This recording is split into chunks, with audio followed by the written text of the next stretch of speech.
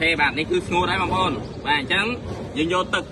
បាទកន្លះកែវហើយដាក់សាប៊ូណាបាទសាប៊ូចាប់ដៃតែម្ដងណាបាទអត់កាត់ទេបងប្អូនអត់រមើសណាបាទអត់ធ្វើឲ្យពុកពើធ្វើខូចសាច់ក្រណាត់ទេ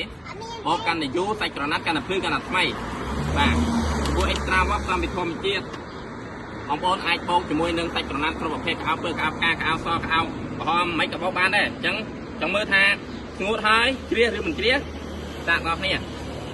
បាទនេះគឺយើងយកមកដាក់នៅលើដៃតែម្ដងបងប្អូនវ៉ាវ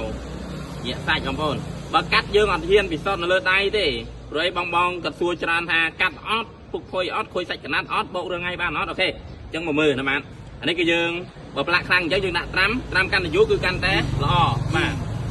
បងប្អូនមិនដែលឃើញមានសាប៊ូណាអាចយកមកពិសោធន៍លើដៃបានទេបាទតែសាប៊ូ extra wash គឺធានាបាទកម្ចាត់ក្អែលថ្នាំប្រឡាក់ជាប់នៅលើសាច់កណាត់នេះគឺនិយាយរួមទៅបានស្អាតតែម្ដងបាទធានាជូនចង់បានសាប៊ូល្អប្រើចំណេញកុំភ្លេចណាបាទជ្រើសរើសបានជាមួយនឹងសាប៊ូ extra wash ប្រើមិនល្អធានាសងលុយវិញណាបាទអូខេបាទនេះបាទថ្មីអញ្ចឹងនេះគឺខ្នាត3គីឡូ3ខាំកុំភ្លេចដាក់កំងដល់គ្នាណាបាទអូខេ